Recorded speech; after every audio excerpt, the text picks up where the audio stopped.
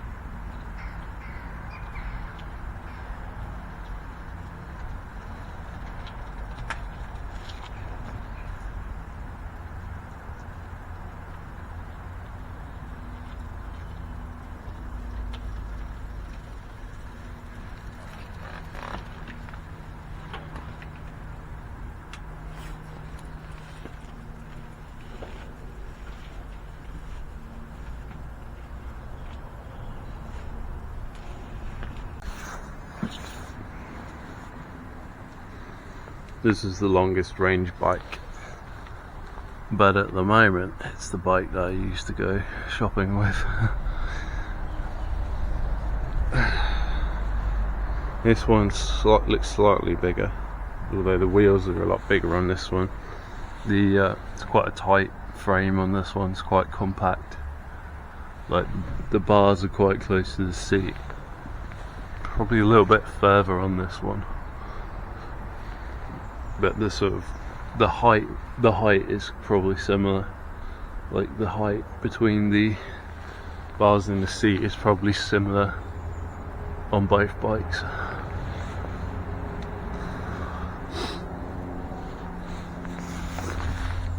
This is like a new motor. I only put it on like a month ago. Hasn't really done much miles yet. That's the stock chainring. I've only got one offset correcting chainring and it's on that bike, and I probably need to get another one because like some of the teeth are broken, because that's a very powerful bike. This one's just stock. and the chain alignment is pretty poor when it's stock. Can't really see it too well at the moment, but I need the downshift.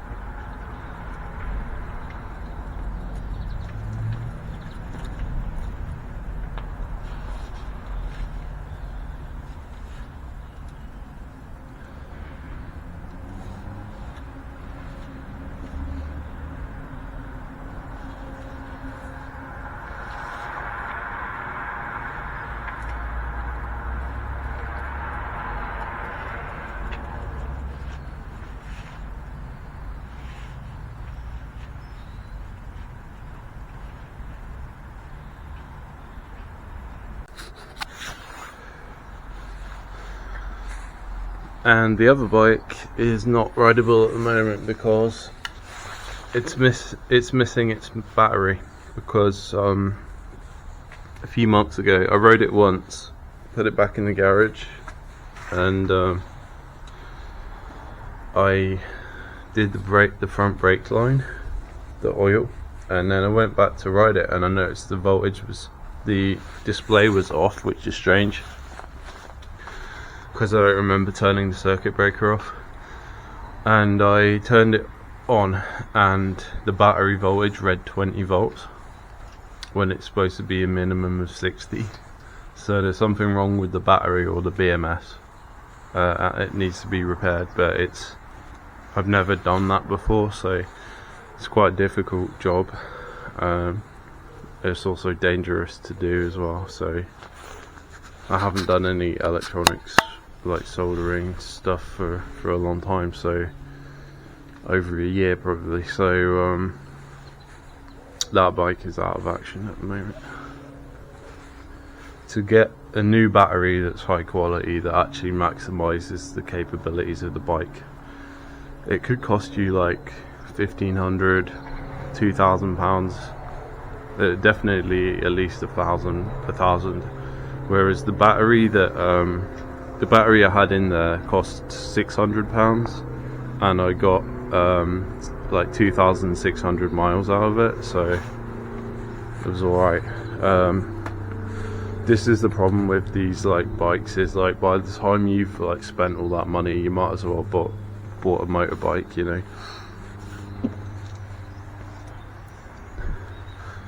Whereas a bike like this is much more economical.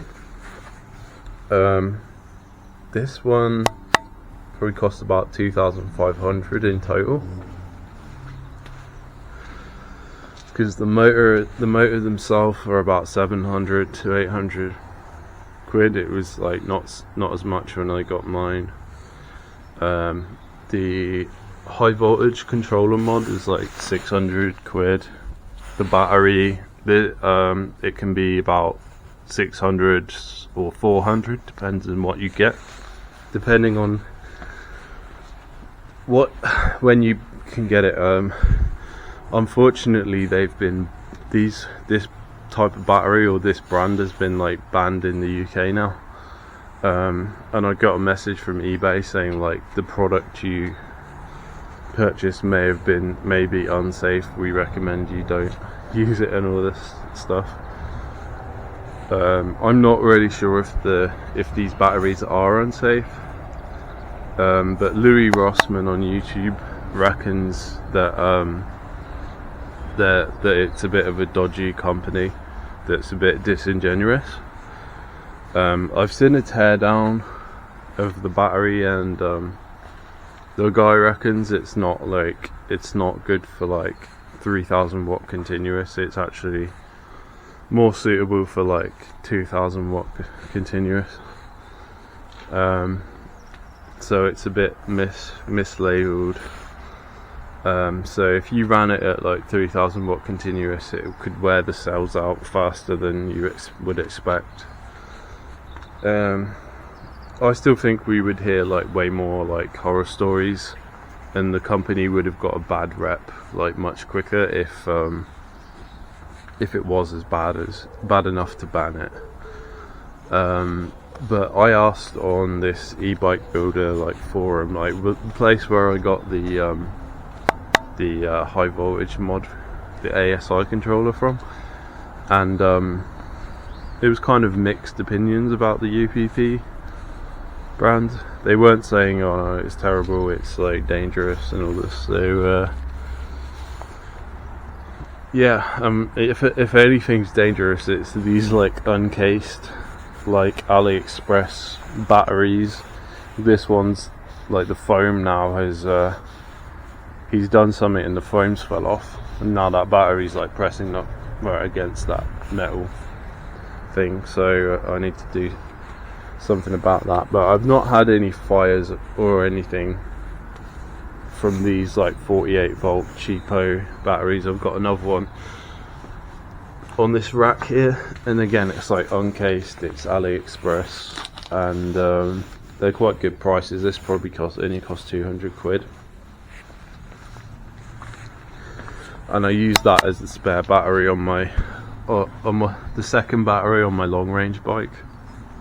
But it's not perfect, because when it gets below about 2/3 of the battery capacity, it goes below the voltage threshold where the motor wants to actually use the full power, because the firmware is like designed for like a 52 volt battery or something, so it's like doesn't like it when you have a 48 volt battery on it, and you don't get the right performance out of it. So it's a bit of dead weight really, but I could get away with having a smaller 52 volt battery. But